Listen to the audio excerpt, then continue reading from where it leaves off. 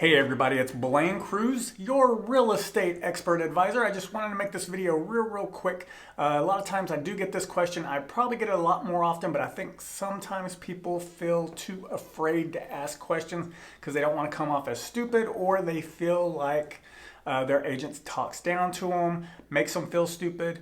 Whatever the case may be, if that latter part is your issue, you might want to revisit getting your or revisit who you're using as your real estate agent. You under no circumstances should feel stupid for asking any questions about the real estate transaction. But real quick, in case you're afraid to ask or before you ask, I'm going to let you know the answer to this common question I get. And usually what I get is from buyers and sellers both is, hey, what is this option period and option fee? It's like in paragraph 23 of the standard contract.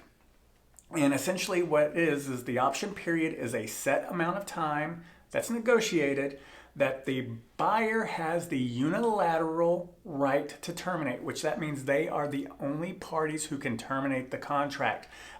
This does not allow the sellers to terminate the contract whatsoever. And the way they get this is, stupid alert. So the way they get this is by paying the option fee. And the option fee is just the amount of money that they pay in order to get the option period.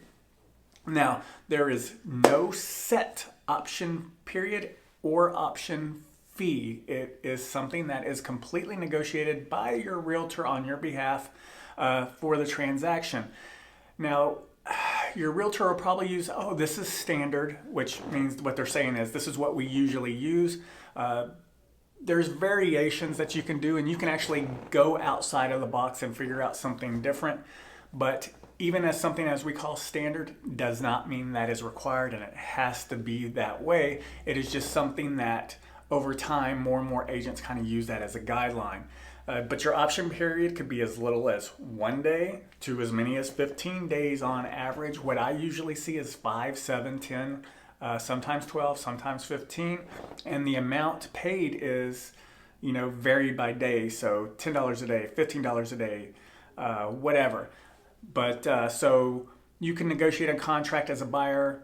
Hey, $5 or 5 days, and I'll pay you $200, which makes it like $40 a day. Now, again, it's negotiable because it could be as many as, say, 3 days for $500. I mean, I've seen a whole lot of different things. Now, one thing you want to keep in mind is the option fee, the amount of money they pay, is going to go to the seller no matter what. They get to keep it whether the buyer terminates the contract or not. The seller keeps whatever that option fee is. And so if I represent the buyer, I want the option period to be as big as possible, so as many days as I possibly can for as little money as I can possibly have them shell out, because it lowers their out-of-pocket expense up front. Now, if I'm representing the seller, I want the option period to be as little as possible and get as much money as possible, because that works out to their benefit.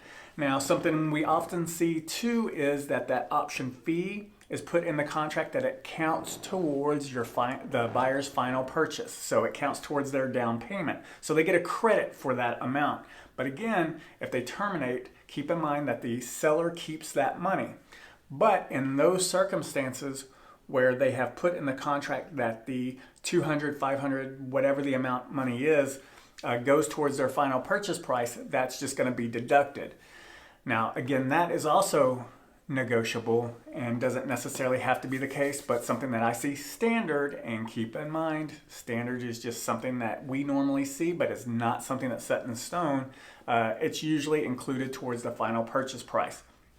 Now, what happens if the buyer terminates the contract? Obviously, the contract ends and they get their earnest money back. And earnest money is something totally different. I'll do another video about that. But just so you know, the option period allows the buyers to do certain things like have the house inspected, have someone come out and investigate the AC and that sort of thing, or maybe anything else that's flagged in the inspection. that they might want to check out before considering purchasing the house. And generally that's what the option period is for the buyers to look around, to have the inspector come out and see what is going on with the house so they can get a better idea. And a lot of times what you'll see is that the buyer will use their ability to terminate the contract and not go through with the purchase as their leverage for renegotiating a price, or negotiating repairs, or negotiating credits towards the final purchase, depending on what has come up in the inspection. That's usually what happens in that. So anyways, real quick, that's what I wanted to do. I'm trying to keep this video under 7 minutes, but it's getting ticky up. But I'll do another video about another question that I get, probably about earnest money and maybe something else. I don't know, but I'm going to keep doing some videos like this. If you ever have a question about this topic or anything else involving real estate, feel free to reach out to me. I'm always happy to help and give you as answers as much as possible. But you can reach out to me by finding me on Facebook, or you can text or call me at 713-542-2096. Thanks again, and I hope you have a fantastic day. Take care.